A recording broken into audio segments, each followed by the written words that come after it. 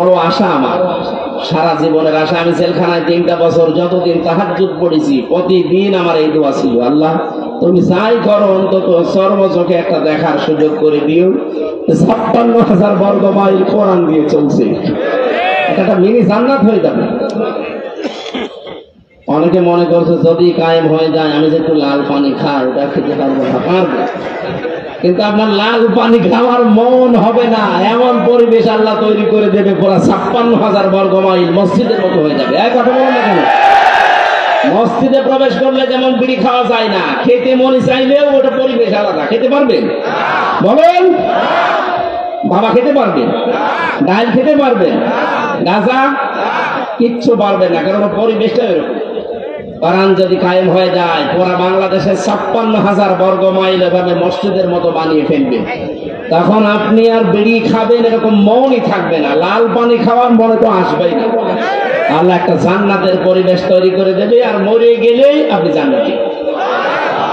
কারণ কোরআন যদি কায়েম হয়, কোরআনের শাসন ব্যবস্থা থাকে, ওই দেশে যদি ছোটখাটো গোনা কেউ করেও আল্লাহ তাকে মরণের আগে মাফ করিয়ে তারপরে মৃত্যু দেয়। একটা হাদিস পড়ছিলাম, খলিফাতুল মুসলিমিন হযরত ওমর রাদিয়াল্লাহু তাআলা আনহু রাষ্ট্রের দায়িত্ব পালন করে বাড়িতে আসলেন, ঘরে উঠবেন দেখেন বারান্দায় একটা লাশ, তার ছোট্ট মানুষ 12 টুকরা করে রেখেছে। রেগে গেলে কি, আমি দেশ চালাই কোরআন দিয়ে, আর আমি রাষ্ট্রের দায়িত্ব পালন করে কোরআন দিয়ে আসছি, আর আমার ঘরের বারান্দায় তাও 12 টুকরা করে রেখে দিয়েছে, তাও ছোট মাসুম বাচ্চার লাশ। কে করলো? তিনি তদন্ত কমিটি গঠন করলেন। 3 দিন হয়ে গেল, কোনো কেউ ধরা পড়ে না, কেউ এসে বলেও না। তার খাওয়া দাওয়ার চিন্তা বন্ধ হয়ে গেছে, খাওয়া দাওয়া বন্ধ হয়ে গেছে। চিন্তা করলেন আমি কোরআন দিয়ে দেশ চালাচ্ছি, আর আমার দেশে একটা অবৈধ হত্যা হয়ে গেল, আমি কোনো কুল কিনারা করতে পারলাম না। এরকম শাসক যদি আজ 53 বছরের ভেতরে পেতাম, বাংলাদেশে বিনা কারণে কেউ হত্যা হতো না। একজন মারা গেছে তাই তার খাওয়া দাওয়া বন্ধ হয়ে যায়।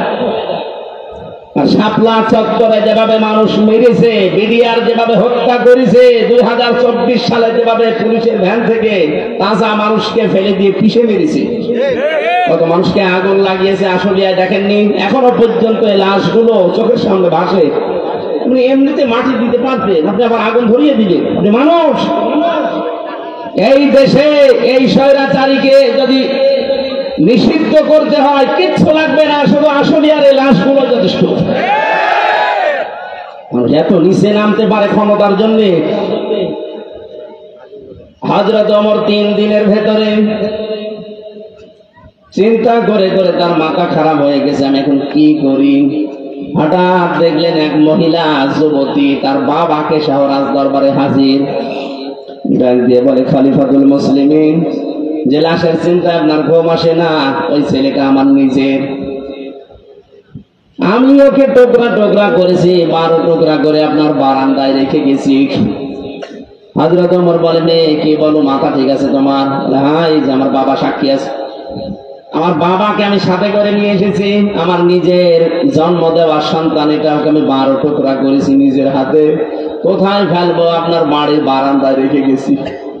হযরত ওমর বললেন, বলো, এই কথা যদি ঠিক থাকে তোমার শাস্তি কি কোরআন দিয়ে তুমি জানো? মেয়েটি বলে, হ্যাঁ, আমি কোরআনের হাফিজা, আমি জানি। আপনি রেডি করেন, আপনি কি শাস্তি দিতে পারেন কোরআন দিয়ে?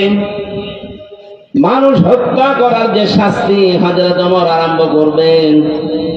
হঠাৎ করে 4 জন যুবক রাজ দরবারে এসে বলে, খলিফাতুল মুসলিমিন, বিচারটা একটু লেট করেন, যেই কারণে আপনি এই মেয়েটাকে শাস্তি দিতে চান হত্যার, ওই মেয়েটার কোনো দোষ নেই, দোষ আমাদের 4 জনের। এই মেয়েটা তার বাবাকে নিয়ে পাহাড়ি এলাকায়, জঙ্গলি এলাকায় থাকতো, বসবাস করতো। ওখানে আমরা শিকারে গিয়েছিলাম, যাবার পরে এই মেয়েটার রূপ সৌন্দর্য দেখে শেষ পর্যন্ত যৌবনের তাড়নায়, শয়তানের ধোঁকায়, নফসের ধোঁকায় পড়ে আমরা বাবাকে বেঁধে রেখে তার সম্ভ্রম নষ্ট করেছি। এরপরে সে গর্ভবতী, এই কারণে সন্তান, এটার কারণে আপনি এই মনে করছিলেন শাস্তি যদি দিতে হয় আমাদের দেন।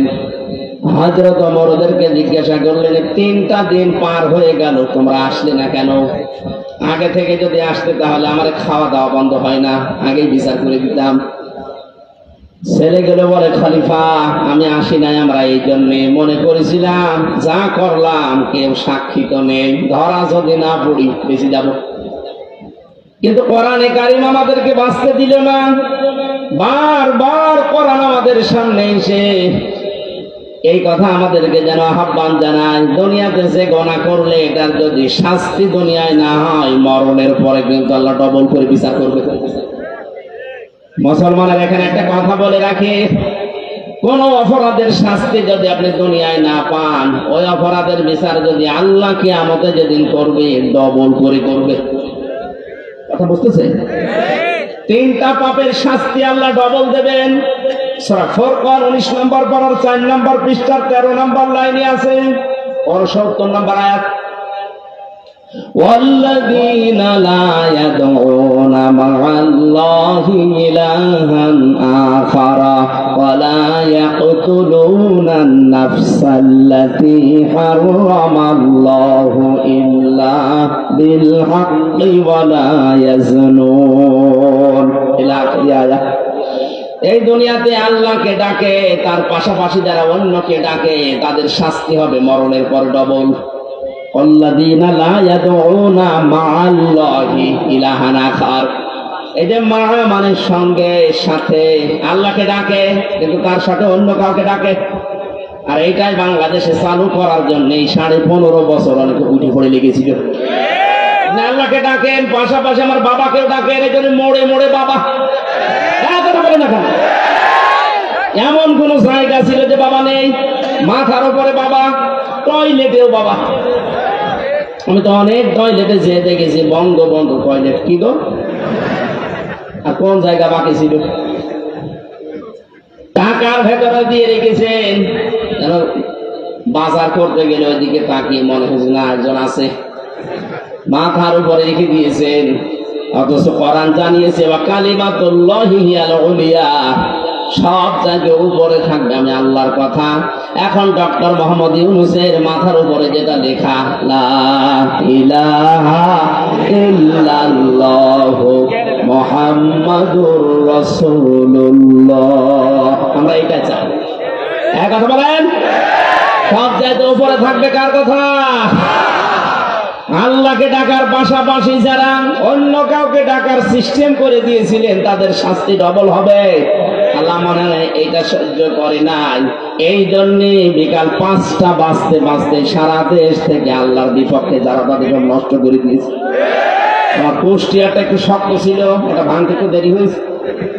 এত শক্ত পাথর সারা দেশের টাকা পয়সা খরচ করে করে আমার মনে হয় এগুলো বানিয়েছিল। অন্যান্য জেলার তুলনায় আমার কুষ্টিয়াতে যেহেতু আল্লাহর ওলি 2জন আছে, হানিফ আর ইনু, এই 2জন মিলে বানিয়েছে। এত মহব্বত আপনার, আল্লাহর রাগ ও মানুষের অন্তরে তাদের প্রতি এত বেশি দিয়েছে।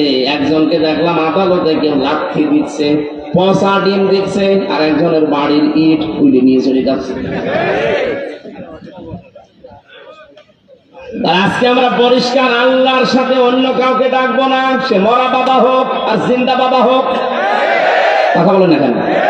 বিভিন্ন মাজারে এই সিস্টেম গুলো চলতো, আল্লাহর পাশাপাশি ইয়ালি বাবা, শাদি বাবা, দয়াল বাবা, ঢ্যাংটা বাবা। এই জন্যে তো মাজার ভাঙা আরম্ভ হয়েছে। একেবারে শিরিকের প্রকাশ্য কারখানা এটা। আল্লাহকেও ডাকে, আল্লাহর পাশাপাশি পীরকেও সেজদা দিচ্ছে, এটা আল্লাহর সাথে শিরিক। লা তাত্তাখিযুল কুবুর মাসাজিদা, কবরকে সেজদার জায়গা বানিও না। ওরা সরাসরি যে সেজদা দিত লালনের মাজারে। আর প্রকাশ্য কাজা তো আছে, অধিকাংশ মাজারে আমরা দেখেছি জেনার কারখানা। এই জন্য হাক্কানি আলেম এই দেশে যারা আছে বলেছে মাজার গুড়িয়ে দাও, ভেঙে ফেলো। কোন কারণে মাজার বানাতে হবে? হযরত ওসমানের মতো মানুষ, জান্নাতের সার্টিফিকেট পাওয়া মানুষ দুনিয়ায়, সেই লোকটা পড়ে আছে জান্নাতুল বাকিতে, কিচ্ছু নেই, পাথর দেওয়া মাত্র।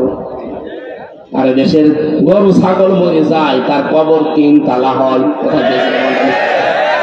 কোরআনের পাখি বিশ্বনন্দিত মুফাসসির, আপনি তো তার চাইতে কোরআনের খেদমত বেশি করেননি। সেই লোকটা পড়ে আছে, মাত্র মাথার কাছে একটা পাথর দেওয়া দেখলাম। কোন গরু ছাগল কোথায় মরে, ইমান আছে কি নেই তাও নেই, সারা জীবনে পোশাক করেও পানি নেয়নি।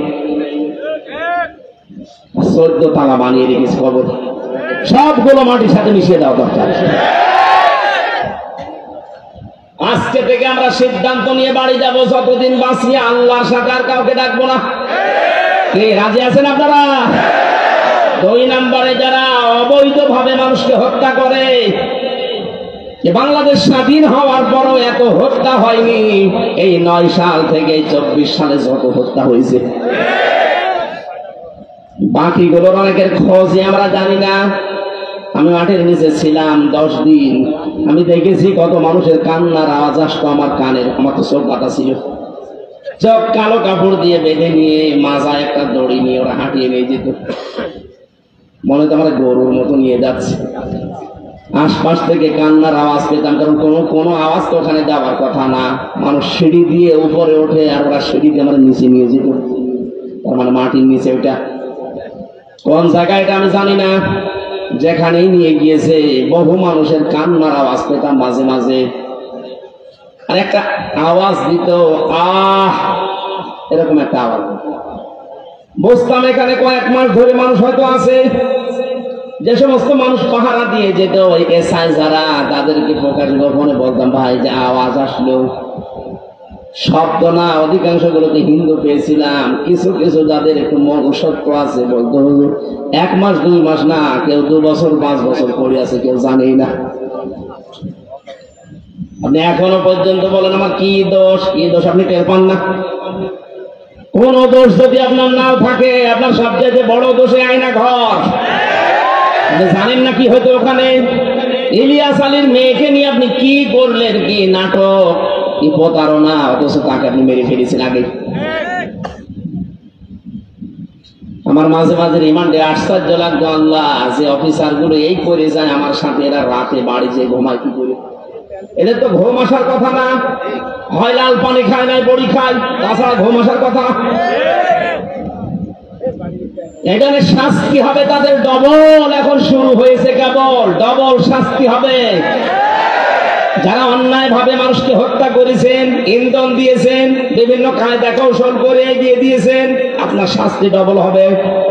মার্ডার মামলা, আজকে গুমের মামলা আন্তর্জাতিক আদালতে, যে পালিয়ে গেছে তার নামে আজকেও দেখলাম 2টা মামলা হয়েছে। মানে যে সাহস করেন যে আমি পাশাপাশি আছি, চট করে ঢুকে পড়বো, আসেন আপনি আসেন, আপনাকে চট করে ঢুকবেন আর ফট করে ঢুকে যে বায়না করেন, থাকেন পড়ে ওখানে। ব্যারিস্টার আরমান 8 বছর আছে, আপনি 16 বছর থাকবেন। 16 বছর তো বাঁচবে না, যে কয় বছর আছেন ওখানে থাকবেন, দেখেন কেমন লাগে। ভার্সিটি থাকতে আমি একটা উপন্যাস পড়েছিলাম, ওর নাম হচ্ছে দেখ কেমন লাগে। আমার মনে হয় এইটা ওদের কপালে আছে। কথা বলেন না কেন? কয়জন এরকম আশা করছেন যে আসি পাশাপাশি, চট করে ঢুকে পড়বো, আসেন ঢোকাবো, দেখ কেমন লাগে। উপন্যাসটা পুরোপুরি পড়লে খুব ভালো লাগে। আমার মনে হয় সামনে এদের কপালে এটা হতে যাচ্ছে। ভাইরা আমার, অন্যায় ভাবে যারা হত্যা করেছেন ডবল শাস্তি পাবেন। 3 নম্বরে যারা জেনা করে দুনিয়ায়, তাদেরও শাস্তি ডবল হবে। সূরা ফুরকানের আয়াত। মেয়েটা বলছে খলিফা, এই ছেলে 4 জন বলছে খলিফাতুল মুসলিমিন। চিন্তা করলাম দুনিয়ায় মার্ডারের শাস্তি যদি না পাই, কিয়ামতে আল্লাহ কিন্তু ডবল শাস্তি দেবে। কয়টা? এজন্য দুনিয়ায় হয়ে যাক, আপনি যে বিচার আছে কোরআনের করে দেন, দুনিয়ায় শেষ, পরকালে যেন আল্লাহ এ বিষয়ের কোনো বিচার না করে আমাদেরকে মাফ করে দেয়। হযরত ওমর বললেন, তাই তো তোমরাই তো দোষী, মেয়েটার তো দোষ নেই। মেয়েটাকে ডাক দিয়ে বললেন, তোমার দোষ এইটা যে তুমি 12 টুকরা করেছো লাশটা, আমার ঘরের বারান্দা রাখলে, অন্য কোথাও ফেলে দিলে না কেন? মেয়েটা কোরআনের হাফেজা, ডাক দিয়ে বলছে, খলিফাতুল মুসলিমিন, আমার সন্তানকে আমি গলা টিপে মেরে ফেলতে পারতাম। 12 টুকরা করেছিলাম আমি, বিভিন্ন জঙ্গলে পাহাড়ে ছিটিয়ে দিতে পারতাম, কিন্তু আপনার কাছে আমি কেন দিলাম? দিয়েছি এই কারণে, প্রথম কারণ আমার ছেলেটাকে আমি হত্যা করেছি, 1 নম্বর কারণ হচ্ছে সে জারজ। তার তো বাবার ঠিক নেই। কয়টা বাবা বলেন বলেন? জন্ম তো ঠিক নেই, বাবা 4টা, যদি ওর দোষ না, কিন্তু সন্তানটা তো জারজ। আর আমি কোরআনে কারিমে সূরা কলমের 13 নম্বর আয়াত থেকে 19 নম্বর আয়াত পর্যন্ত জানি, যারা জারজ সন্তান এই পৃথিবীতে তাদের 13টা কাজ হবে। তার 1 নম্বরে তারা কোরআন বিরোধী হবে। আমার পেটে জন্ম নিয়ে বড় হয়ে আমার সামনে কোরআনের বিরুদ্ধে মিছিল করবে আমার ছেলে, এটা আমি মানতে পারি না। এই জন্য আমি নিজের হাতে জবাই করেছি। বাংলাদেশে আজ যারা কোরআনের বিপক্ষে অবস্থান নিয়েছিলেন, নিচ্ছেন, এখনো সামনে অনেকে চেষ্টায় আছেন। আজকে একজন বুদ্ধিজীবী নামে, বুদ্ধি বিকলাঙ্গ, আমি নাম নিলাম না, লোকটা বলেছে ধর্ম কোন রাষ্ট্রের ব্যাপার, কোন ব্যক্তির ব্যাপার না। এই শব্দটা তার বলা ঠিক হয়নি। সে যদি তাওবা না করে সেও মুশরিক। এক কথা বলছে না কেন? কোন মানুষের যদি ধর্মই না থাকে, ওরা উদাহরণ দেয় যে নিরপেক্ষ হওয়া লাগবে। পৃথিবীতে কোন নবী ধর্মের ব্যাপারে নিরপেক্ষ ছিলেন? আপনি একজনের নাম বলেন, বলেন। এই ধোঁকাটাও চলছে সামনে, হয়তো সামনে আসতে পারে। আগে থেকে সতর্ক করলাম, যারা এগুলো করছেন এগুলো কিন্তু একটা ধোঁকাবাজি। আমরা এক জালেমকে বিদায় দিয়ে কোন নতুন জালেমকে আর এই জায়গায় আমরা দেখতে চাই না। যারা আসবে তারা যেন ইনসাফ কায়েমকারী হয়। মেয়েটি বলে, খলিফা আমি একটা একটা করে 13টা কারণ বলতে পারি কেন আমি হত্যা করেছি। আমি এসেছি এই কারণে, আমি না আসলেও পারতাম। মেরে আমার সন্তানটাকে জবাই করে ফেলে যদি পাহাড়ে জঙ্গলে ছড়িয়ে ছিটিয়ে দিতাম, আপনিও ধরতে পারতেন না। আমি এসেছি এই কারণে, আমি যেহেতু হত্যা করেই ফেলেছি, আর হত্যার বিচার যদি দুনিয়ায় না হয়, কিয়ামতে আল্লাহ ডবল করে করবে।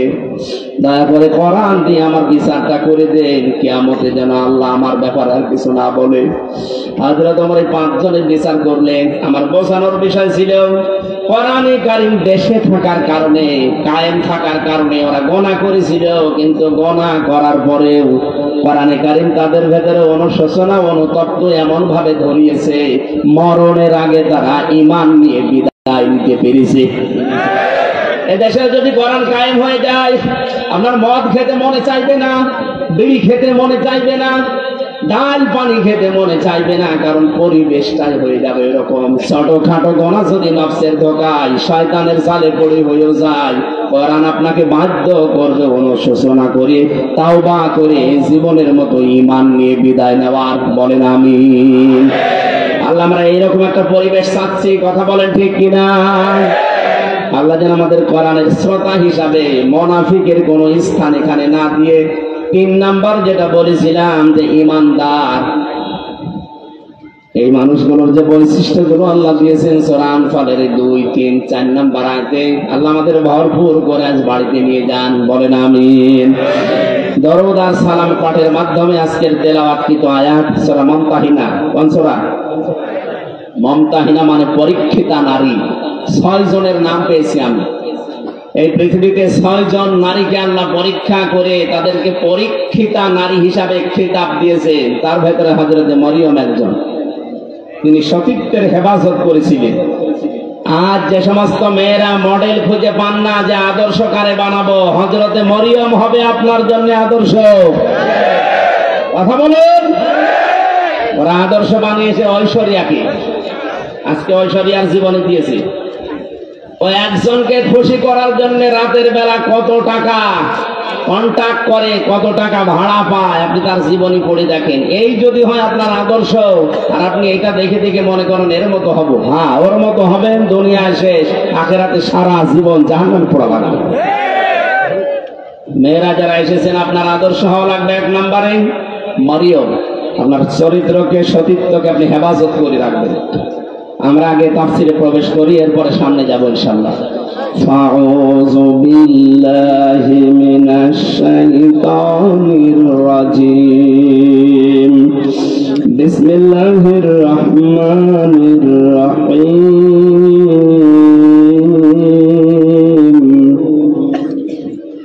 ইয়া আইয়ুহান النبي إذا جاءك المؤمنات يبايعنك على ألا يشركن بالله شيئا صدق الله العظيم। সূরা মুমতাহিনা নামকরণটা এর ভেতরে শব্দটা আছে, এখান থেকে সূরার নামকরণ। আজকে আমরা সবগুলো আয়াত পড়েছি মাত্র এক আয়াতের 4 ভাগের 1 ভাগ। আমার আজকের আলোচনার বিষয় হচ্ছে ঈমান কিভাবে আপনি আনবেন। আমরা তো অনেকে ঈমানদার বসে আছি, কিন্তু এইভাবে না। ঈমান আনতে হলে কিছু শর্ত মানা লাগে। আমরা যেন আজকে শোনার পরে ওই শর্ত অনুযায়ী আমাদের বাকি জীবন চালাতে পারি, বলেন আমিন। সূরা মুমতাহিনার 12 নম্বর আয়াতটা পড়েছি। আল্লাহ ডাক দিয়েছেন ইয়া আইয়ুহান নবী, হে নবী। কোরআন শরীফের ভেতরে আল্লাহ ইয়া মুহাম্মদ বলেন না, ইয়া নবী ইয়া রাসূল এই শব্দটা লাগিয়েছেন। আর মুহাম্মদ শব্দ বলার সঙ্গে সঙ্গে নবীজির রিসালাতের ঘোষণা দিয়ে তার সম্মান আরো বাড়িয়ে দিয়েছেন। আজকে রাসূলের সম্মান বাড়ানোর জন্য রবিউল আউয়াল মাসে যারা জন্মদিন পালন করে, সাফ করে শুনে রাখেন, পৃথিবীর কোন মানুষের জন্মদিন মৃত্যুদিন পালন করার ভেতরে কোনো ফায়দা নেই। এমনকি কোন মানুষ যত দামি হোক আপনার জীবনের জন্য, যত উপকার করুক আপনার জীবনে, ও যদি মারা যায় সর্বোচ্চ 3 দিনের উপরে কোনো শোক নেই। হ্যাঁ, একজন মহিলার স্বামী যদি মারা যায় তাহলে 3 মাস 10 দিন সে বিবাহ বন্ধনে আবদ্ধ না হয়ে তার জন্য অপেক্ষা করে এর পরবর্তীতে অন্য স্বামী গ্রহণ করবে, এই শেষ। পৃথিবীর কোন মানুষের জন্য 3 দিনের উপরে শোক জায়েজ নেই। আর আমরা সেই 75 সাল থেকে শোক পালন করিয়েই আসছি। কেন? উনি কি আপনার কি স্বামী হয়?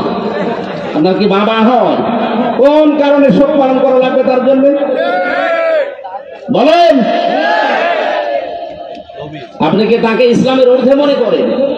ওই যে আমি বললাম না যে ঈমান ভাঙে যায় 10টা কারণে, তার 10 নম্বর কারণে পৃথিবীর কাউকে যদি কেউ ইসলামের ঊর্ধ্বে মনে করে তার ঈমান ভেঙে যায়। এই কারণে তো আপনি এটা করেন, প্রতি বছরে বছরে জন্মদিন মৃত্যুদিন পালন করেন, তাকে মনে করেন ইসলামের ঊর্ধ্বে। ইসলামে জায়েজ নেই, আপনি পেলেন কোথায়? আগামী থেকে এটা আমরা আর করতে চাই না। এই জন্য তো এবার রাষ্ট্রীয় ভাবে 15ই আগস্ট পালন করতে চাইনি। কিসের 15 আগস্ট 16 আগস্ট? কোরআন এই হাদিসে যেটা নেই ওটা আমরা রাষ্ট্রীয় ভাবে পালন করে সময় নষ্ট করতে চাই না। কোরআন হাদিসে থাক, আমরা 10 দিন ধরে পালন করবো। এক কথা বলেন না কেন? সিঙ্গাপুরে 95% মুসলিম, আর আমাদের দেশে 96% আমরা মুসলিম।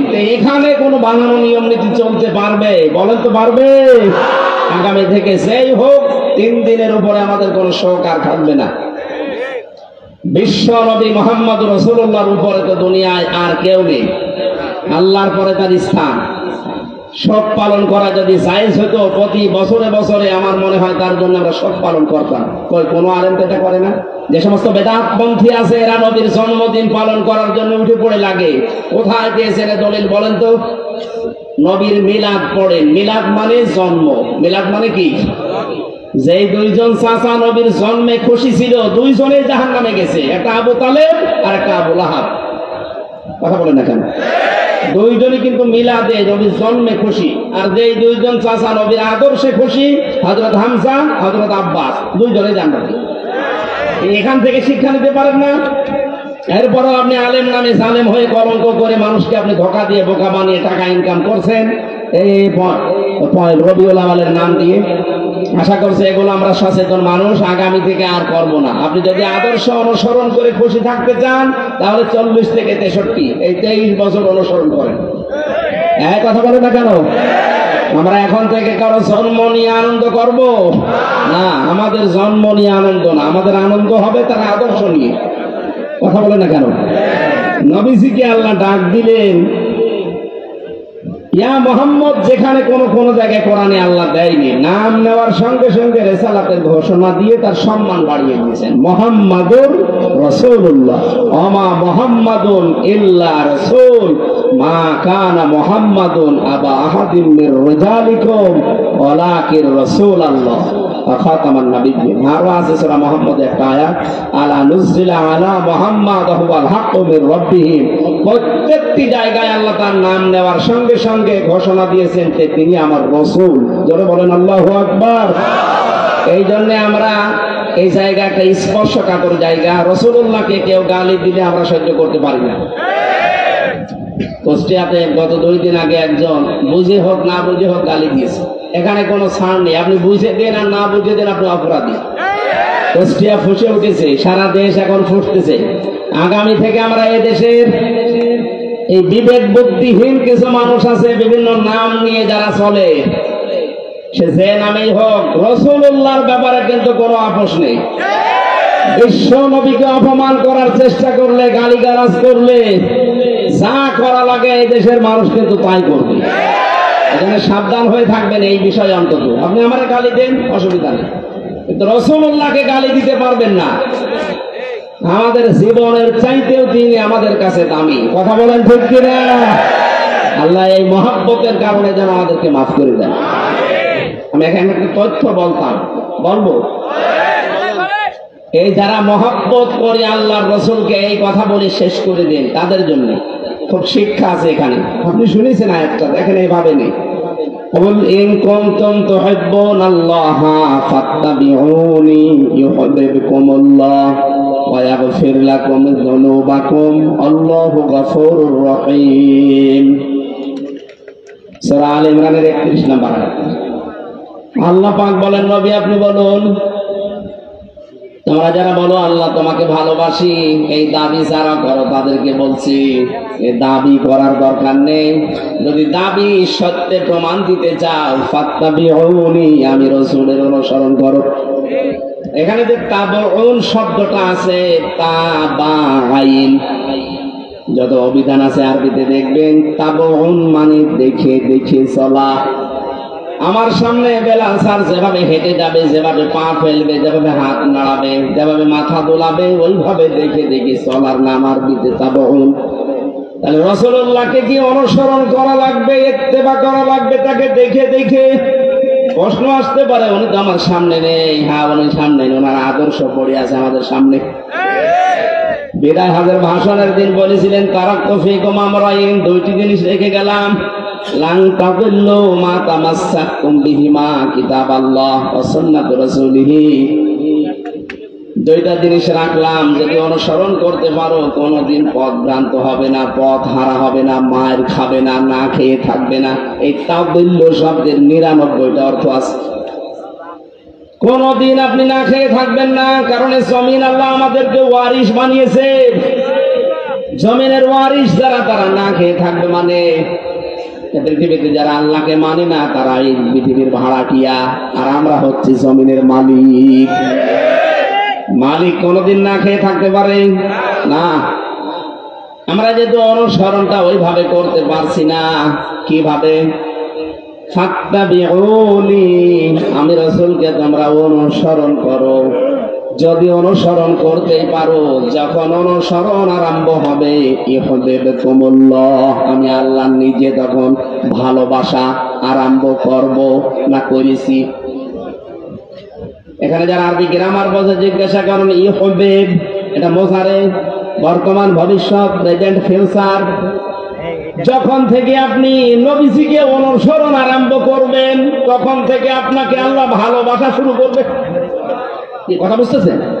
তার মানে এখনো যারা নবীর আদর্শকে অনুসরণ আরম্ভ করেনি, করবে বলে আশা করছে, আল্লাহ তাদেরকে ভালোবাসা শুরু করেনি। আমি কথা বোঝাতে না পারলে আবার ঠিক করবো। রাসূলুল্লাহকে কেউ যদি অনুসরণ করা আরম্ভ না করে, আল্লাহ তাকে ভালোবাসা শুরু বলেন। আর আল্লাহ যদি ভালোবাসে, কয়েকটা উপকার আছে। 1 নম্বরে আল্লাহ পাক বলেন, আমি যদি কাউকে ভালোবাসি, ওয়ায়াগফির লাকুম যুনুবাকুম। এক ফিরে এটা মোসারে, বর্তমান, ভবিষ্যৎ, প্রেজেন্ট, ফিউচার। জাম্বুন 1 বছর, যুনুব বহু বছর। আমি আল্লাহ যদি কাউকে ভালোবাসা আরম্ভ করি, ওর জীবনের কোনো গোনা বাকি রাখি না, সব মাফ করে দেই। আর আল্লাহর নিয়ম হচ্ছে, কোন জায়গায় যদি আল্লাহ গোনা মাফ করে দেয়, ওই জায়গাটা আল্লাহ ফাঁকা রাখে না, পুরা নেকি দিয়ে পাল্টিয়ে দেয়। আল্লাহ যদি কাউকে ভালোবাসে কি পেলাম? আল্লাহ নিজে তাকে ভালোবাসা আরম্ভ করবে, তার জীবনের গোনাগুলো মাফ করে দেবে, আর গোনা মাফ হয়ে গেলে আল্লাহ তাকে জান্নাতে দেবে। এবার আমার আয়াতের মূল শিক্ষা হচ্ছে রাসূলকে অনুসরণ করা আরম্ভ করা লাগবে না লাগবে না? এটা কি আংশিক না পূর্ণাঙ্গ? বলেন বলেন। আজ যারা আংশিক অনুসরণ করেন তারা কিন্তু এখনো আল্লাহর ভালোবাসা পাওয়া শুরু করেননি। আংশিক অনুসরণ মানে হয়তো দাঁড়িয়ে আছে রসুলের মতো, জুব্বা গায়ে দেন, খাবারের পরে মিষ্টি খান, রসুলের মতো সালাত আদায় করেন, সিয়াম পালন করেন, হজ করেন রসুলের মতো দেখে দেখে, কিন্তু বিশ্ব নবী যে 10 বছর রাষ্ট্র চালিয়েছিলেন এইটাকে আপনি রাজনীতি মনে করেন। কথা বলেন না কেন? যে অনুসরণ কি আপনার আংশিক না পূর্ণাঙ্গ? আংশিক অনুসরণ করলে আল্লাহ আপনাকে ভালোবাসা শুরু করবে। কোন জায়গায় আছে কোরআনে দেখান। এই জন্যই তো বারবার বলছি রাসূলুল্লাহকে আজ থেকে অনুসরণ করা লাগবে পূর্ণাঙ্গ। রান্নাঘর থেকে শুরু করে আন্তর্জাতিক জীবন পর্যন্ত, পা থেকে শুরু করে মাথা পর্যন্ত প্রতিটি জায়গায় আমার অনুসরণীয় একজন, তিনি মুহাম্মাদুর রাসূলুল্লাহ। আমি যখন পুরা এই সিদ্ধান্ত নিয়ে শুরু করব অনুসরণ, যে দুনিয়া আমি কাউকে দেখে চুল কাটবো না, আমার চুল কাটার স্টাইল হবে মেসি। বলেন বলেন। আমার চুল কাটার স্টাইল হবে ঋত্বিক, শাহরুখ খান। রংপুরে কত দোকান আছে সেলুনের, একটা দোকানে আপনি লেখা দেখাতে পারেন যে এখানে সুন্নাত অনুযায়ী চুল কাটা হয়। ওখানে লেখা আছে এখানে শাহরুখ কাট দেওয়া হয়, এখানে অজয় কাট দেওয়া হয়, আবার ওদের ছবি টাঙিয়ে রাখেন কোন কাট চান। তাহলে এখন আমাদের কি অনুসরণ হওয়া লাগবে? মাথার এই চুল থেকে শুরু করে পা পর্যন্ত। অনেকে দাড়ি রাখে কিন্তু এমন স্টাইল, এটা স্টাইল হবে, সুন্নাত হবে না। রাসূলের সুন্নাত এক মুষ্টি পরিমাণে দাড়ি রাখতে হবে, এরপরে যদি কেটে ফেলেন অসুবিধা নেই। এই কথা বুঝতেছেন? যদি এই মাসলাটা নিয়ে মতভেদ আছে আলেমদের ভেতরে, তবে এক মুষ্টি রাখবেন আপনি। আমি ওই মতভেদপূর্ণ বিতর্কে গেলাম না। দাড়ি আপনার রাসূলের মতো হয় না, মাথার চুল রাসূলের মতো হয় না। মোষ যে রাখার সিস্টেম, আল্লাহর নবী বলেন খালিফুল মুশরিকিনা আউফুল্লুহা ওয়াকফুশ শারিব, মুশরিকদের বিপরীত করবা, দাড়িকে লম্বা করে দিবা আর মোষকে খাটো করবা। আজ রবীন্দ্রনাথ ঠাকুরের এই জাতীয় সঙ্গীত নিয়ে কয়েকদিন যা আরম্ভ হয়েছিল, আমার যে 7টা কারণ সামনে এসেছিল তার ভেতরে এইটা একটা, এই মুশরিক লোকটা তার দাড়ি আর মোষ সমান সমান করে রাখতো। কথা বলো না কেন? রাসূলের প্রথম জিনিসটা সে মানে নাই। সে যদি মোষ খাটো করে দাড়ি লম্বা করতো তাও মুসলমানদের ভেতরে একটা কিছু আসতো। দ্বিতীয় নম্বর, ও যখন এটা লিখেছে তখন কিন্তু বাংলাদেশ হয়নি। কথা বলে না কেন? তাহলে এ দেশের জন্য ওটা লেখে নাই, আমাদের একটা আবেগের জায়গা। সুতরাং জাতীয় সঙ্গীত যদি লিখতেই হয় দেশ নিয়ে লেখা লাগবে। কথা বলে না কেন? দেশ ভাগ হওয়ার পরে যেটা লেখা হয়েছে, আপনি তাকান মহিব খানের ইঞ্চি ইঞ্চি মাটি সোনার চাইতে খাঁটি, আপনি এইটা জাতীয় সঙ্গীত মানান। কথা বলে না কেন? কারণ এটা আমার ছেলে মেয়েরা যখন পড়বে তখন যেন দেশের প্রতি ভালোবাসা জন্মায়, মানবতার প্রতি ভালোবাসা জন্মায়। সর্বোচ্চ ওর ভেতরে ইসলামের কিছু কথা দেওয়া আছে। আমরা সে মুসলমান, মুসলিমদের এই কথাগুলো আমাদের অন্তরে বাঁচবে। আর এই মুশরিকের কথা আছে, আল্লাহকে বিশ্বাস করতো না, আল্লাহর সাথে শিরিক করতো, রাসূলের কোনো নিয়ম নীতি তার ভেতরে আমরা পাই না। এই মানুষটার জীবনী নিয়ে, মানুষটার কথা নিয়ে আলোচনা হবে। ঢাকা বিশ্ববিদ্যালয়ে আগামী থেকে যদি কোনো আলোচনা অনুষ্ঠান হয়, স্যার সলিমুল্লাহ খান যিনি জমি দিয়েছিলেন তার নামে হওয়া লাগবে।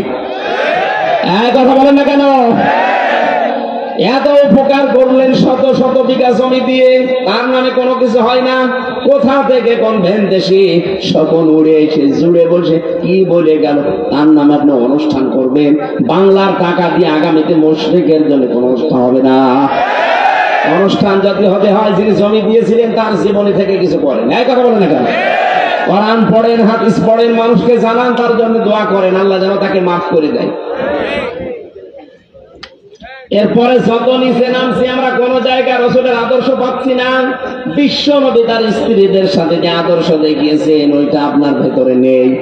উনি তার বন্ধুদের সাথে যেটা দেখালেন সেটা আপনার নেই। কোন জায়গায় যদি আদর্শ সেট করতে না পারেন, বিশ্বাস করতে পারেন আল্লাহ আপনাকে এখনো ভালোবাসা আরম্ভ করেনি। আয়াতটা পড়ার পরে আমার মনে হয় দেশে হাজারো আলেম, হাজারো পীর এখনো আল্লাহর ভালোবাসায় পাওয়া আরম্ভ করেনি। কারণ যেই পীর শুধু জিকিরকে ইবাদত মনে করে রাসূলের তরিকা, কিন্তু এদেশ যে কোরআন দিয়ে চালাতে হবে এটাকে যারা রাজনীতি দুনিয়ার কাজ মনে করে আরো মানুষকে ধোঁকা দিয়ে বোকা বানিয়ে রাখে, এটা পীর বলেন। এরকম পীর দেশে নেই। 48,000 পীর, অধিকাংশ গুলোই দেখবেন কিছু কিছু ইবাদতকে ইসলাম মনে করে পালন করছে, আর বাকি মেজর হাজারো হাজারো ইবাদত করে দুনিয়ার কাজ বলে ছেড়ে দিচ্ছে, অথচ ওইগুলো রাসূলের আদর্শ।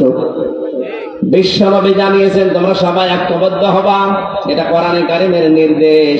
ওয়াতাসিমু বিহাবলিল্লাহি জামিআ ওয়ালা তাফাররাকু, সবাই মিলে একভাবে আল্লাহর রজ্জুকে আঁকড়িয়ে ধরবা, এ বিষয়ে কোনো মত পার্থক্য করবা না। অথচ বাংলাদেশে এখন একটা মেজর সমস্যা হয়ে দাঁড়িয়েছে। গত 3 দিন আগের রিপোর্ট একটা পেয়েছিলাম, এই দেশের 100 জনের 14 জন মানুষ এখনো পর্যন্ত পালিয়ে যাওয়া ওই সালেমকে সাপোর্ট করে। 100 জনের 28 জন মানুষ এই দেশে অনেকে থালা জোর করে থালা নেওয়ার ধান্দায় আছে। থালা দিন, তাড়াতাড়ি থালা দিন। কি করবেন থালা নিয়ে? আবার খাওয়া আরম্ভ করবেন। সুখের বিষয়, আনন্দের বিষয়, 100 জনের 58 জন মানুষের তালিকা আমরা পেয়েছি। 100 জনের 58 জন চাচ্ছে এদেশে আল্লাহর বিধান কায়েম হোক। 14 আর 28 বাদ গেলে 58 থাকে। দিন যাচ্ছে, বাড়তেছে। গত কয়েকদিন আগে আমি 10 জন মুসলমান বানিয়েছি এই দিনাজপুরে। তার আগে 2 জন চুয়াডাঙ্গা, এর আগে গাইবান্ধায়। মানুষ যেভাবে দলে দলে পালে পালে ইসলামে আসতেছে, অমুসলিমরা, মুসলমানরা যারা ছোট খাটো জালেম ছিল তারা অনেকেই পরিবর্তন হয়ে যাচ্ছে। কথা বলেন না কেন? আমরা এগুলো দেখতে পাচ্ছি। নবীজি যা করেছিলেন মক্কার পরে, মক্কা বিজয়ের পরে নবীজি যা যা করেছিলেন এদেশের ডাক্তার শফিকুর রহমানের ভেতরে আমরা সেইটাই দেখতে পাচ্ছি। 1500 বছর পর আমার মনে হচ্ছে নবীর আদর্শটা আমরা দেখতে পাচ্ছি আজ। বিশ্ব নবী মুহাম্মদ রাসূলুল্লাহ ওই সময় বলেছিলেন, সাহাবীরা 3টা কাজ করবা না। কোন নারীর গায়ে হাত দিবা না, কোন শিশুর গায়ে হাত দিবা না, কোন ফলদার বৃক্ষ কাটবা না। 3টা কাজ বেশি বেশি করবা। যেখানে তিনি অবস্থান নিয়েছিলেন বলেছিলেন তারপর আশপাশে তোমরা রান্নাঘর, চুলা এটা বেশি বানাবা, আর টয়লেট পায়খানা যেটা এটা কম বানাবা। আর আমার শত্রু বড় এখন বেঁচে আছে, আবু জেহেল তো নেই, আবু সুফিয়ান আছে, তার ঘরে যদি কেউ আশ্রয় নেই তাকে তোমরা মাফ করে দিবা, ক্ষমা করে দিবা। এই 1400 বছর পর ডাক্তার শফিকুর রহমান এত অত্যাচার, জুলুম, নির্যাতনের শিকার হওয়ার পরও এই কাজগুলো তিনি এখন দেখিয়েছেন।